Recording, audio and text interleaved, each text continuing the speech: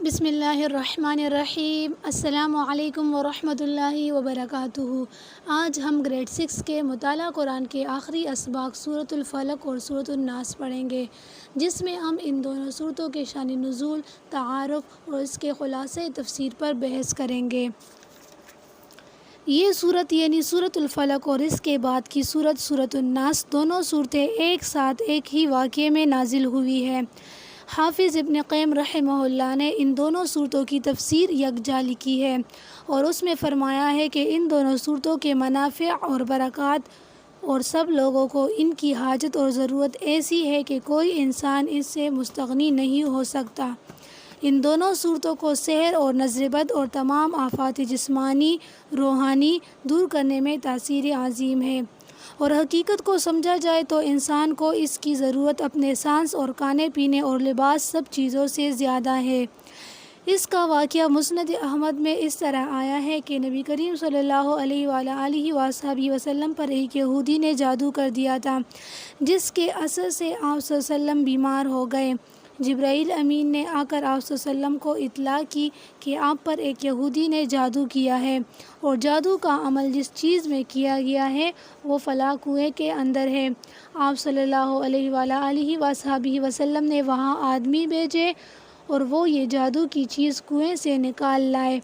اس میں گرہیں لگی ہوئی تھی۔ آپ صلی اللہ علیہ وسلم نے ان گرہوں کو کھول دیا۔ اسی وقت آپ صلی اللہ علیہ وسلم بالکل تندرست ہو کر کھڑے ہو گئے، اور اگرچہ جبرائیل امین نے آپ صلی اللہ علیہ وسلم کو اس یہودی کا نام بتلا دیا تھا اور آپ اس کو جانتے بھی تھے، مگر اپنے نفس کے معاملے میں کسی سے انتقام لینا آپ صلی اللہ علیہ وسلم کی عادت نہ تھی، اس لیے عمر بھر اس یہودی سے کچھ نہ کہا، اور نہ کبھی اس کی موجودگی میں آپ صلی اللہ علیہ وسلم کے چہرے مبارک سے کسی شکایت کے آثار پائے گئے۔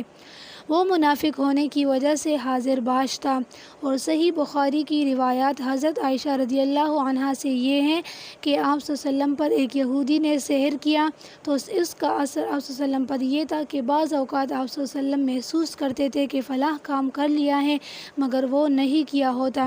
پھر ایک روز آپ صلی اللہ علیہ وسلم نے حضرت عائشہ سے فرمایا کہ مجھے اللہ تعالیٰ نے بتلا دیا ہے کہ میری بیماری کیا ہے، اور فرمایا کہ خواب میں دو شخص آئے، ایک میرے سرانے بیٹھ گیا، ایک پاؤں کی طرف بیٹھ گیا۔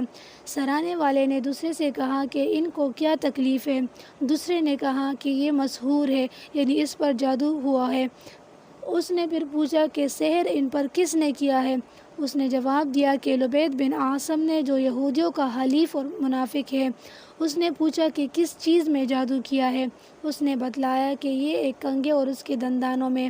پھر اس نے پوچھا کہ وہ کہاں ہے؟ تو اس نے بتلایا کہ کھجور کے غلاف میں، جس میں کھجور کا پھل پیدا ہوتا ہے۔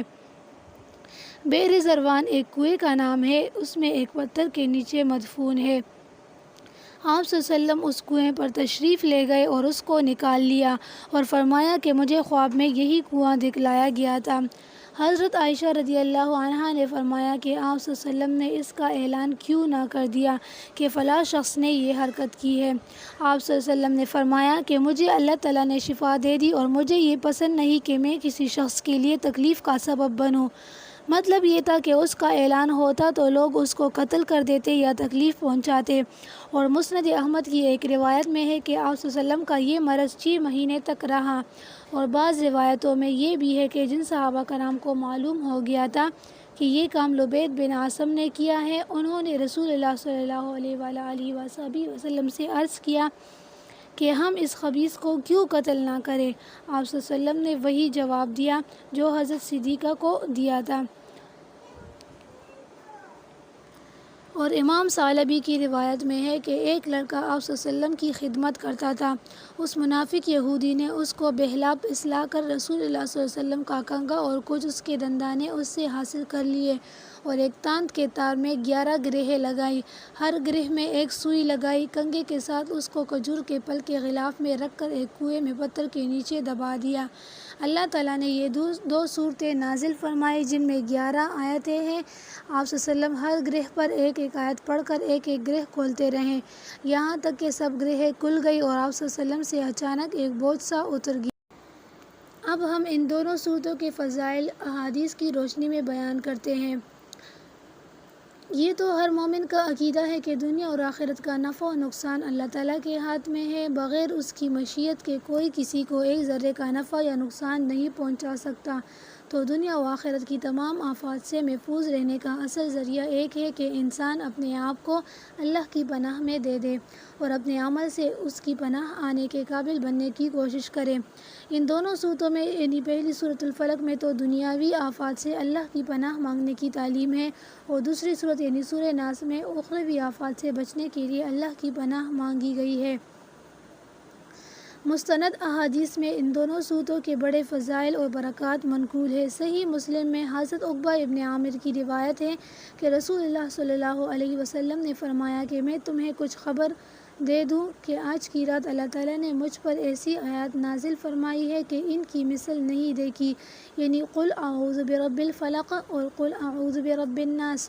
اور ایک روایت میں ہے کہ تورات، انجیل اور زبور اور قرآن مجید میں بھی ان کی مثل کوئی دوسری صورت نہیں ہے۔ ایک دوسری روایت انہی حضرت عقبہ رضی اللہ عنہ سے ہے کہ ایک سفر میں رسول اللہ صلی اللہ علیہ وسلم نے ان کو معوذتین پڑھائی اور پھر مغرب کی نماز میں انہی دونوں صورتوں کی تلاوت فرمائی، اور پھر فرمایا کہ ان صورتوں کو سونے کے وقت بھی پڑھا کرو اور پھر اٹھنے کے وقت بھی۔ اور ایک روایت میں ہے کہ آپ نے ان دونوں صورتوں کو ہر نماز کے بعد پڑھنے کی تلقین فرمائی۔ اور حضرت عائشہ رضی اللہ عنہا فرماتی ہے کہ رسول اللہ صلی اللہ علیہ وسلم کو جب کوئی بیماری پیش آتی تو یہ دونوں صورتیں پڑھ کر اپنے ہاتھوں پر دم کر کے سارے بدن پر پھیر لیتے تھے۔ پھر جب مرض وفات میں آپ صلی اللہ علیہ وسلم کی تکلیف بڑھی تو میں یہ صورتیں پڑھ کر آپ صلی اللہ علیہ وسلم کے ہاتھوں پر دم کر دیتی تھی۔ آپ صلی اللہ علیہ وسلم اپنے تمام بدن پر پھیر لیتے۔ حضرت عبداللہ بن حبیب سے روایت ہے کہ ایک رات میں بارش اور سخت اندھیری تھی، ہم رسول اللہ صلی اللہ علیہ وسلم کو تلاش کرنے کے لیے نکلے۔ جب آپ صلی اللہ علیہ وسلم کو پا لیے تو آپ نے فرمایا کہ کہو۔ میں نے عرض کیا کہ کیا کہوں؟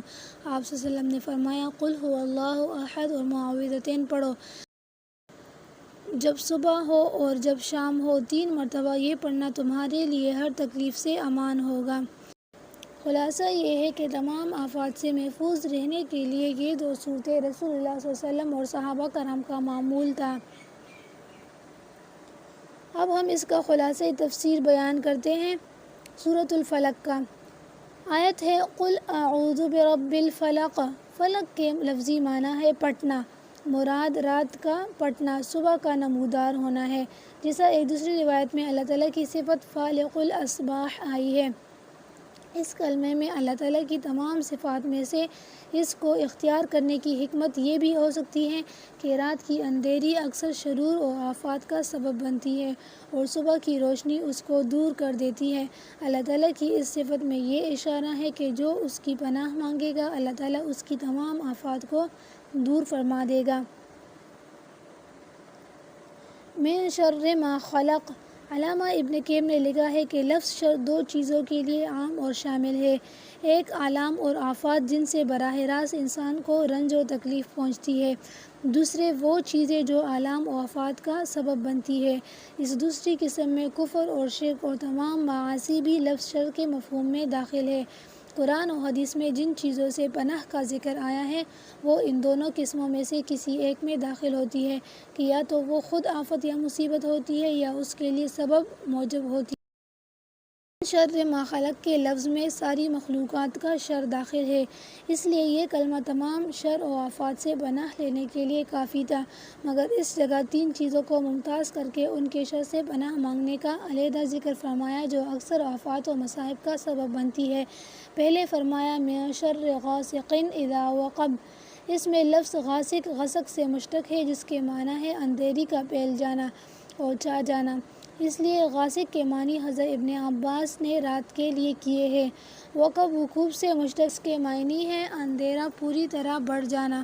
معنی یہ ہے کہ میں اللہ کی پناہ مانگتا ہوں رات سے جبکہ اس کی اندھیری پوری طرح بڑھ جانے کے ہے۔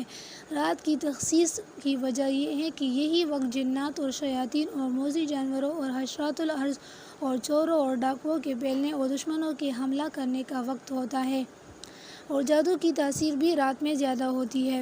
صبح ہوتے ہی ان چیزوں کا تسلط ختم ہو جاتا ہے۔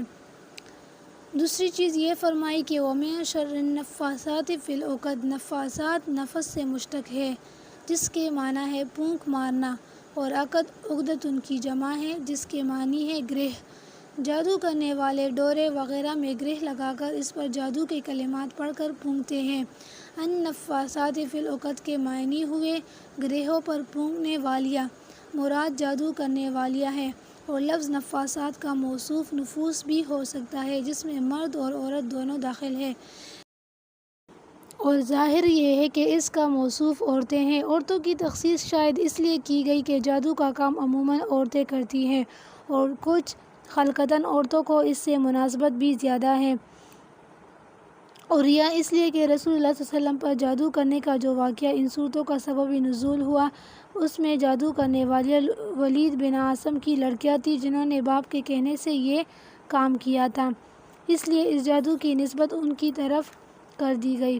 اور جادو کرنے والوں سے پناہ مانگنے کو خصوصیت کے ساتھ ذکر کرنے کی یہ بھی وجہ ہو سکتی ہے کہ نزول یہی جادو کا واقعہ ہے، اور یہ بھی کہ اس کا شر اور ضرر اس لیے زیادہ ہے کہ انسان کو اس کی خبر بھی نہیں ہوتی، بے خبری کی وجہ سے اس کے ازالے کی طرف توجہ نہیں ہوتی، وہ بیماری سمجھ کر دوا میں لگا رہتا ہے اور تکلیف بڑھ جاتی ہے۔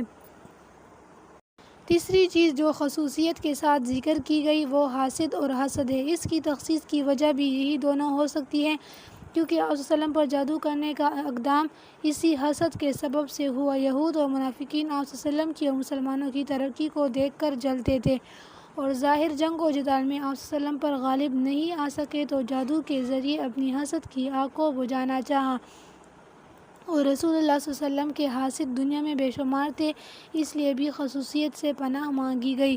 نیز حاسد کا حسد اس کو چین سے نہیں بیٹھنے دیتا، وہ ہر وقت اس کو نقصان پہنچانے کے در پہ رہتا ہے، اس لیے یہ ضرر شدید بھی ہے۔ حسد کہتے ہیں کسی کی نعمت اور راحت کو دیکھ کر جلنا اور یہ چاہنا کہ اس سے یہ نعمت زائل ہو جائے، چاہے اس کو بھی حاصل نہ ہو۔ اللہ تعالیٰ ہمیں سورۃ الفلق کی تعلیمات پر عمل کرنے کی توفیق عطا فرمائے۔ انشاءاللہ نیکسٹ ویڈیو میں ہم سورۃ الناس کا خلاصۂ تفسیر بیان کریں گے۔ اگر آپ کو یہ ویڈیو پسند آئی ہو تو لائک کریں، شیئر کریں اور ہمارے چینل کو سبسکرائب کرنا نہ بھولیں تاکہ مزید اسلامی معلوماتی ویڈیوز آپ تک پہنچ سکے۔ جزاکم اللہ خیر۔